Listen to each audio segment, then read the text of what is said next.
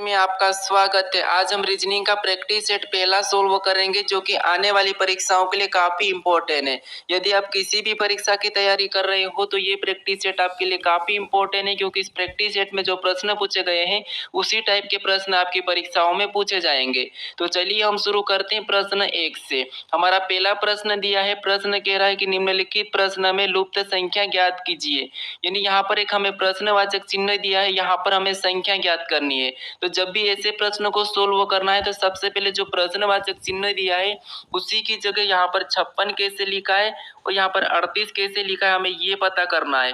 जिस तरीके से यहाँ पर 38 लिखा गया है और यहाँ पर 56 लिखा गया है, सेम उसी तरीके से यहाँ पर संख्या बताना है। तो सबसे पहले हम ये पता करेंगे कि यहाँ पर 38 कैसे लिखा गया है। ठीक है, तो देखिए यहाँ पर हमें साइड में संख्या लिखी है, यहाँ पर 4, 6 और यहाँ पर 9। ठीक है, अगर हम इस सभी को आपस में जोड़ देते हैं, ठीक है, अगर हम सभी को आपस में जोड़ देते तो 4 और 6 10 और 10 में 9 को जोड़ेंगे तो 19, यानी कि सभी को जोड़ने पर यहाँ पर कितना हो रहा है, 19 हो रहे हैं। लेकिन यहाँ पर 38 दिया है। ठीक है, यानी अगर हम यहाँ पर 19 का 2 गुना कर देते हैं तो 19 का 2 गुना कितना होता है, 38 होता है। ठीक है, अब 38 यहाँ पर दिया है। अब इसी तरीके से क्या करेंगे, यहाँ पर भी 8 में 9 को जोड़ेंगे। ठीक है, तो 8 में 9 को जोड़ेंगे तो 17 और 17 में 11 को जोड़ेंगे तो यहाँ पर 28 हो जाएंगे। ठीक है, और 28 का भी क्या करना है, हमें 2 गुना करना है। तो 28 का 2 गुना कितना होता है, तो 28 का 2 गुना होता है 56। ठीक है, कितना होता है, 56, और 56 यहाँ पर दिया है। ठीक है, जिस तरीके से यहाँ पर आपस की संख्या को जोड़ के 2 गुना करा है,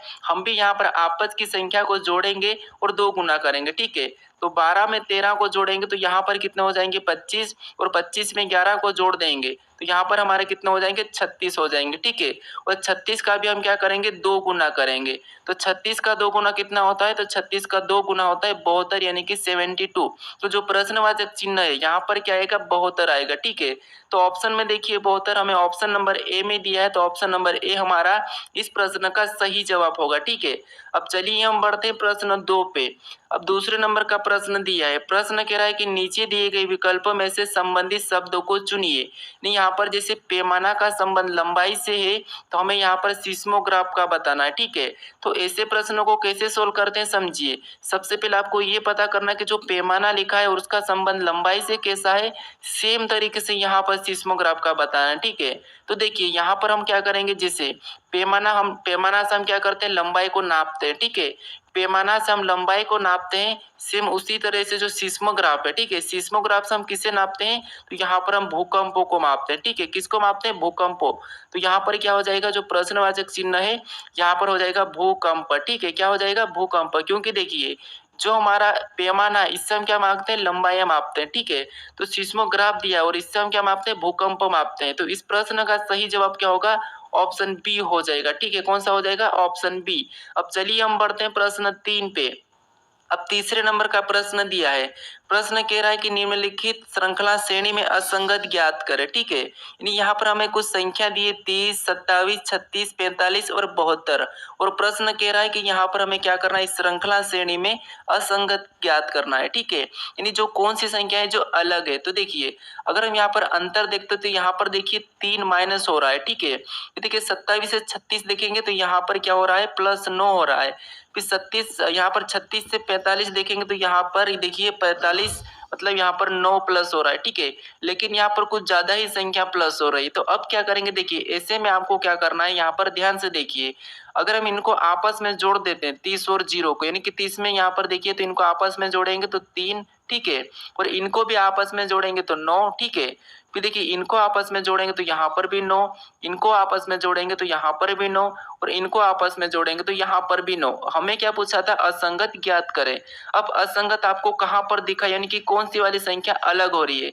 तो इनका योग 9 आ रहा है, इनका भी योग 9 आ रहा है, इनका भी योग 9 आ रहा है, इनका भी योग 9 आ रहा है, लेकिन हमारा जो 30 है, ठीक है, इसका योग कितना आ रहा है, 3 आ रहा है। तो इसीलिए हमारा असंगत कौन सा हो जाएगा, 30 हो जाएगा। ऑप्शन में देखेंगे तो ऑप्शन हमारे ए में दिया है, तो ए वाला हमारा सही जवाब होगा। ठीक है, अब चलिए हम बढ़ते हैं प्रश्न 4 पे। अब चौथे नंबर का प्रश्न दिया है, प्रश्न कह रहा है कि यदि यहाँ पर EI, ठीक है, ENCRYPT को किसी कोड में VMXIB के G लिखा जाता है तो ARC को उसी कोड में क्या लिखा जाएगा, ये प्रश्न पूछा है। यानी हमारा ये कोडिंग डिकोडिंग का प्रश्न है। हमें सबसे पहले ये पता करना है कि यहाँ पर ENCRYPT का कोड यहाँ पर VMXIB KG कैसे लिखा है, ठीक है। तो देखिए यहाँ पर अगर हम लेटर एक एक को देखते हैं तो यहाँ पर E से यहाँ पर V को लिखा है, यानी इसका विपरीत है। N से यहाँ पर M को लिखा है, यानी इसका विपरीत है, ठीक है। C से यहाँ पर X को लिखा है तो ये भी इसका विपरीत है। R से यहाँ पर I को लिखा है, ये भी इसका विपरीत है। यहाँ पर देखिए यहाँ पर B लिखा है Y का, वो भी उसका विपरीत है। P से यहाँ पर K लिखा है, ये भी विपरीत है। और T से यहाँ पर G लिखा है, ये भी विपरीत है। यानी कि सभी की सभी लेटर क्या है, एक दूसरे के विपरीत है। अगर आपको विपरीत नहीं पता तो आप क्या करोगे, कॉपी में A से लगा के यहाँ पर ABC ऐसा कुछ लिख के आप क्या करना है, M तक लिखना, ठीक है। और फिर नीचे से आपको N से लगाकर यहाँ तक आना है, जैसे यहाँ पर Y और Z तक, ठीक है। तो ये आमने सामने जितने भी लेटर रहेंगे वो सभी की सभी एक दूसरे के विपरीत हो जाएंगे, ठीक है। जैसे आपको यहाँ पर मिला है N का यहाँ पर M लिखा है, ठीक है, और यहाँ पर है, ठीक है। तो ये आपको करना है अगर ये आपको याद नहीं है तो। अब देखिए यहाँ पर हम क्या करेंगे, इसका विपरीत बताएंगे। तो ए का विपरीत क्या होता है, जेड होता है।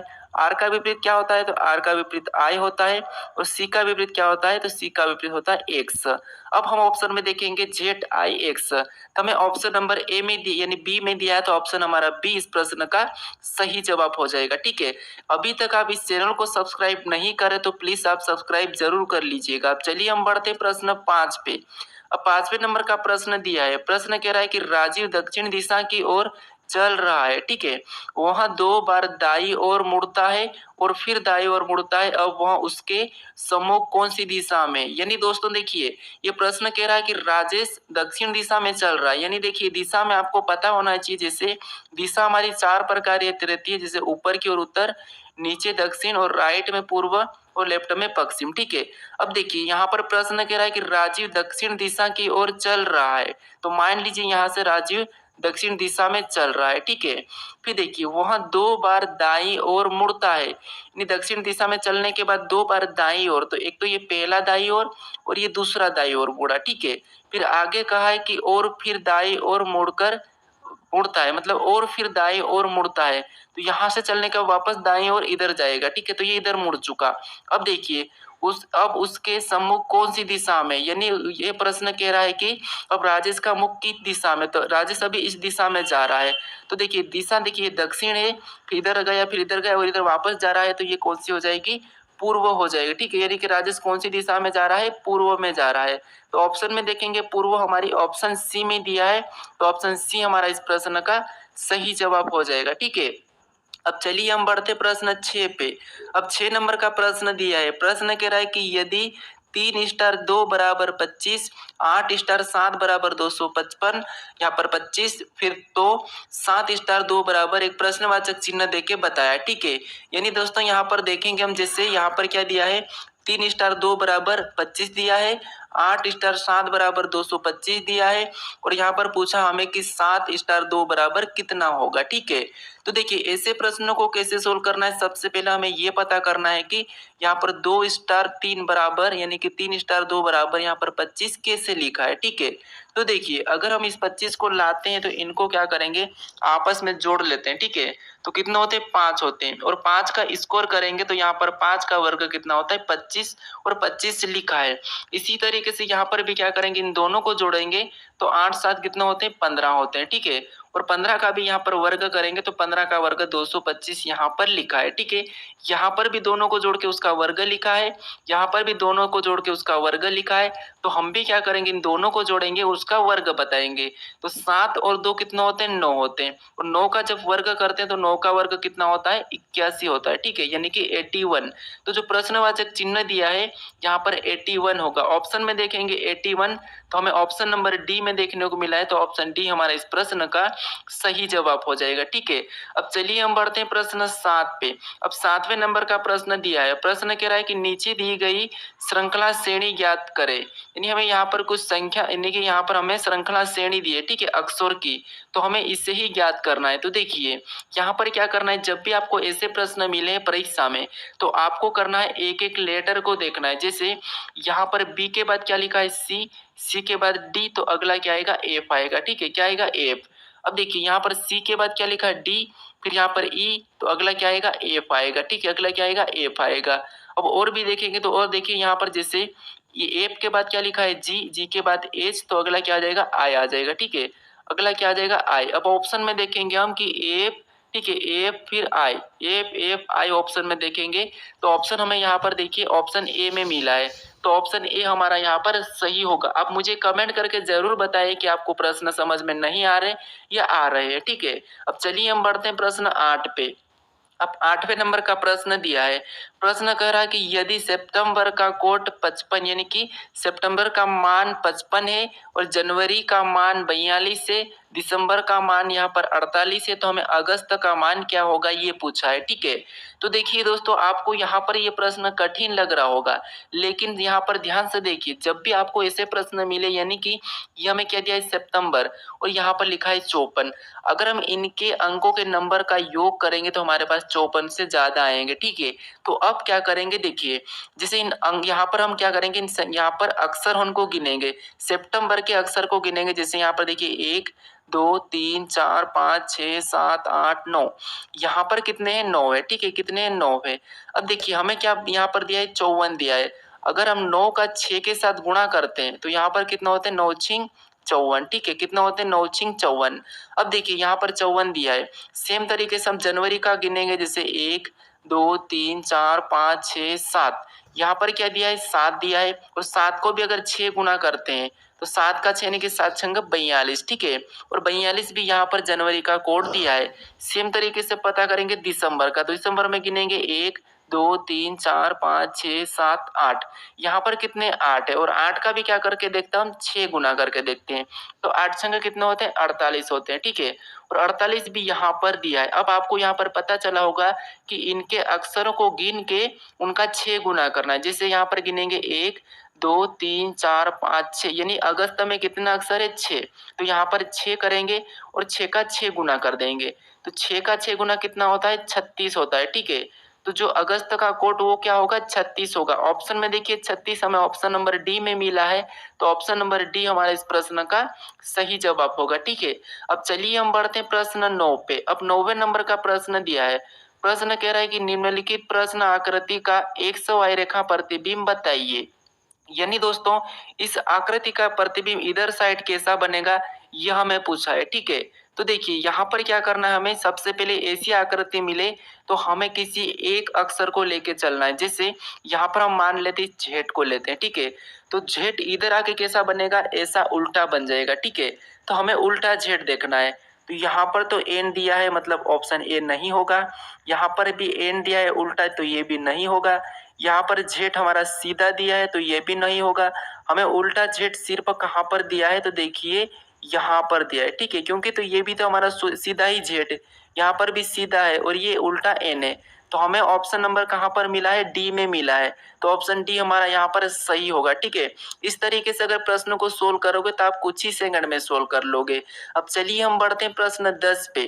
अब 10वें नंबर का प्रश्न दिया है। प्रश्न कह रहा है कि निम्न आकृति में वृत्तों की संख्या ज्ञात कीजिए, यानी हमें यहाँ पर क्या करना है वृत्तों की संख्या गिन के बताना है। भले ही प्रश्न आसान है लेकिन फिर भी हमें ध्यान से गिनना चाहिए। जैसे यहाँ पर देखिए गिनेंगे तो 1 फिर 2 3 4 5 6 और ये बड़ा 7। ठीक है, फिर 8 9 10 11 12 13 फिर 14 15 16 17 18 19, यहाँ पर टोटल गिनने पर कितने हो रहे हैं 19 हो रहे हैं। ठीक है, तो यहाँ पर 19 हम ऑप्शन में देखेंगे तो 19 हमारा ऑप्शन नंबर ए में दिया है, तो ऑप्शन ए हमारा यहाँ पर सही जवाब हो जाएगा। ठीक है, तो आपको क्या करना था यहाँ पर वृत्तों की संख्या गोल वाली संख्या गिन के बताना था। अब चलिए हम बढ़ते हैं प्रश्न 11 पे। अब 11 नंबर का प्रश्न दिया है। प्रश्न कह रहा है कि बी ए बी का संबंध सी ई सी से है तो डी आई डी का संबंध बताना। ठीक है, तो इस प्रश्न का आपको सही जवाब क्या है ये मुझे कमेंट करके बताना। ठीक है, तो आज का ये होमवर्क है। ठीक है, तो आप मुझे इसका सही जवाब क्या है कमेंट करके जरूर बताएं। ठीक है, चलिए अभी तक आप इस चैनल को सब्सक्राइब नहीं करे हो तो प्लीज सब्सक्राइब जरूर कर लीजिए दोस्तों, क्योंकि आप वीडियो देख लेते हो लेकिन सब्सक्राइब नहीं करते हो, तो सब्सक्राइब जरूर कर लीजिए और वीडियो को शेयर भी जरूर कर दीजिएगा। ठीक है, और अभी तक लाइक नहीं किया तो लाइक भी जरूर कर ले ताकि हमें भी कुछ मोटिवेट मिले। ठीक है, तो आप बताइए कि इसका सही जवाब क्या है जो प्रश्नवाचक चिन्ह है यानी कि डी आई डी का संबंध किससे। ठीक है, चलिए हम मिलते हैं अपने नेक्स्ट वीडियो में।